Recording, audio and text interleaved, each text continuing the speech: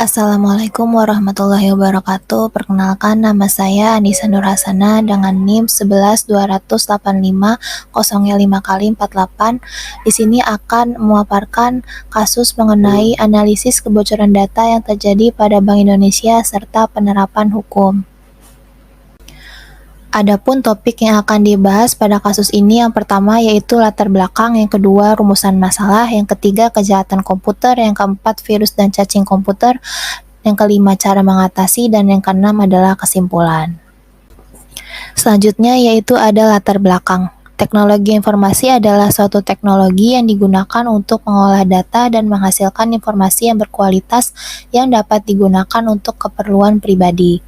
Bisa dilihat dari dua gambar ini, yang di sebelah kiri ini adalah tentang pengembangan teknologi informasi komunikasi yang ada di berbagai negara, dan di sini Indonesia masuk ke dalam negara kedua dan tertinggi dalam perkembangan teknologi informasi komunikasi. Jika dilihat dari gambar sebelah kanan ini adalah gambar sejarah perkembangan internet di Indonesia mulai dari tahun 2017 hingga 2023 mengalami kenaikan yang signifikan. Dengan adanya kedua ini, teknologi dan internet khususnya dalam lembaga keuangan perbankan sangat memudahkan masyarakat dan nasabahnya. Tapi di sisi lain, dengan adanya kemajuan, adapun kekurangan darinya yaitu mengenai penjagaan untuk melindungi data pribadi nasabah. Selanjutnya yaitu ini adalah gambar dari kebocoran data menurut sektor pada Juni tahun 2020, yang dimana ini adalah kasus-kasus kebocoran data. Dari 22 kasus ini, perbankan masuk ke dalam urutan ke-6 yang terjadi, salah satunya yaitu kasus Bank Indonesia dengan kebocoran data nasabah. Adapun menurut Badan Siber dan Sandi Negara (BSSN) yang tugasnya menjaga keamanan siber secara efektif dan efisien, menyatakan bahwa kebocoran data ini milik Bank Indonesia dari cabang Bengkulu. Adapun menurut BSN lagi, bukan hanya dari cabang Bengkulu tetapi dari 20 kota di Indonesia. Setelah dicari lebih dalam mengenai kasus ini, bahwa kebocoran data ini berasal dari peretasan negara Rusia.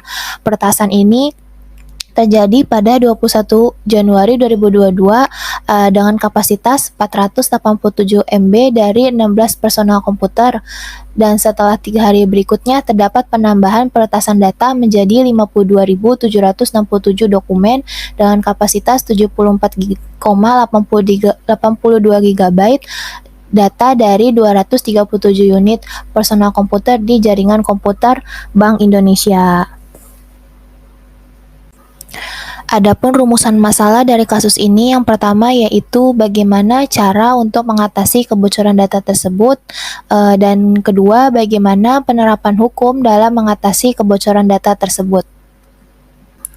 Selanjutnya masuk ke dalam pembahasan dari kasus ini, masuk ke dalam pembahasan yaitu kejahatan komputer. Kejahatan komputer ini adalah sebuah ancaman yang dilakukan oleh pejabat yang tidak bertanggung jawab dan ingin mengambil keuntungan dari penggunaan baik komputer, internet, serta jaringan lainnya. Hal ini menjadi sebuah tantangan utama atas penggunaan dari teknologi informasi. Adapun jenis-jenis komputer diantaranya yaitu meretas dan merekah. Peretas dapat berupa surat elektronik, akses server situs atau pengiriman arsip untuk mengekstrak kata sandi dan mencuri arsip jaringan, atau menanamkan data yang akan menyebabkan sebuah sistem menerima penyusupan. Dari kasus ini, peretasan yang dilakukannya yaitu dengan mengunci sistem dan kemudian mengambil data-data nasabah Bank Indonesia. Peretasan data dilakukan 2 kali, diantaranya yang pertama, peretasan data terjadi pada 16 personal komputer dengan kapasitas 487 MB, dan yang kedua yaitu peretasan data yang terjadi pada 237 personal komputer dengan kapasitas 74,82 GB. Jenis-jenis kejahatan komputer yang kedua yaitu virus dan cacing komputer. Virus komputer merupakan program komputer yang dapat menggandakan atau menyalin dirinya sendiri dan menyebar dengan cara menyisipkan salinan dirinya ke dalam program atau dokumen lain. Virus komputer ini biasanya memasuki sebuah sistem komputer melalui surat elektronik dan lampiran arsip melalui internet. Pada kasus ini, kebocoran data pada Bank Indonesia karena adanya virus yang dapat menghentikan sistem perangkat dan dapat mencuri data-data nasabah di dalamnya. Diduga ini termasuk ke dalam virus worm. Dari gambar ini termasuk contoh virus worm yang dimana virus ini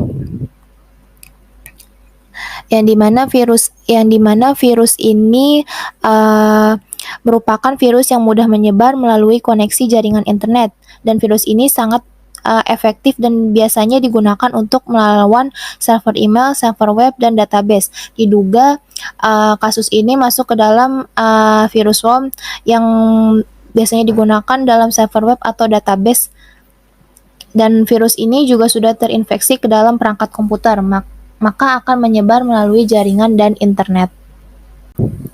Adapun cara mengatasinya dari YouTube yang pernah saya tonton, yang pertama yaitu mulai memperkuat sistem keamanannya, mulai dari memasang antivirus yang original dan terpercaya pada semua komputer yang dipakai untuk mengakses data-data nasabah.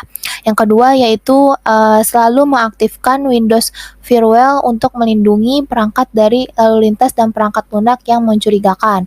Yang ketiga yaitu sering mengupdate perangkat pada komputer dengan akses jaringan yang benar atau valid. Dan yang keempat yaitu jangan menggunakan jaringan internet yang tidak benar atau tidak valid yang ingin membuka website tertentu. Selain cara mengatasi yang sebelumnya, adapun cara mengatasi dengan perlindungan hukum. Jika peretasan sudah terlanjur dan cara tadi tidak mampu untuk menanganinya, maka kita akan masuk ke cara mengatasi dengan perlindungan hukum melalui Undang-Undang Nomor 36 Tahun 1999 tentang telekomunikasi yang mengatur berbagai macam tindakan yang berpeluang membahayakan penggunaan data pribadi pelanggan dan nasabah di sistem elektronik. Selain itu pun ada Undang-Undang ITE pasal 30 yang menjelaskan bahwa jika ada orang dengan sengaja melawan hukum dan mengakses komputer atau sistem elektronik dengan tujuan untuk memperoleh informasi elektronik atau dokumen elektronik dengan melakukan penyusupan dan pembobolan keamanan sistem, dapat dipenjara paling lama 6-8 tahun atau dengan denda kurang lebih 600 juta sampai dengan 800 juta. Selain itu juga ada upaya pemerintah menyikapi permasalahan ini yaitu dengan cara pembentukan tim reaksi cepat, yang dimana tim reaksi cepat ini terdiri dari Badan Siber dan Sandi Negara atau BSSN, Kominfo, Polri, dan Badan Intelijen Negara atau BIN. Di sisi lain juga Menteri John atau Menteri Kominfo berharap adanya pembuatan rancangan Undang-Undang Perlindungan Data Pribadi atau RUU PDP yang tujuannya adalah untuk menjadi pelindung hukum baru untuk menjaga ruang digital di Indonesia agar lebih aman. Selanjutnya yaitu ada kesimpulan. Kasus yang terjadi pada pembocoran data Bank Indonesia yang dilakukan dengan cara peretasan data dengan mengunci sistem dan mencuri data nasabah yang dilakukan 2 kali, yang dimana peretasan pertama ini pada 16 personal komputer dengan kapasitas 487 MB, dan yang peretasan kedua yaitu terjadi pada 237 personal komputer dengan kapasitas 74,82 GB. Hal ini dapat diatasi dengan memperkuat sistem keamanannya, mulai dari memasang antivirus yang original dan valid, mengaktifkan Windows Firewall, dan terakhir mengupdate perangkat lunak dengan tidak menggunakan jaringan yang tidak benar. Selain itu juga ada upaya pemerintah dalam menangani kasus ini dengan cara memberikan aturan yang sudah dibuat oleh undang-undang, yaitu Undang-Undang Nomor 36 Tahun 1999 mengenai berbagai macam tindakan yang berpeluang membahayakan penggunaan data pribadi pelanggan dan nasabah di sistem elektronik, dan adapun Undang-Undang ITE pasal 30 yang menjelaskan jika ada sengaja melawan hukum dan mengakses komputer dengan cara penyusupan dan pembobolan keamanan sistem akan dipidana penjara paling lama 6-8 tahun atau dengan membayar denda kurang lebih 600 juta hingga 800 juta. Selain itu juga pemerintah akan membentuk tim reaksi cepat dan akan adanya pembentukan RUU PDP. Sekian pemaparan kasus mengenai kebocoran data yang terjadi pada Bank Indonesia serta penerapan hukumnya. Terima kasih yang sudah mendengarkan dan sudah menonton. Kurang lebihnya mohon maaf. Billahi taufiq wal hidayah. Wassalamualaikum warahmatullahi wabarakatuh.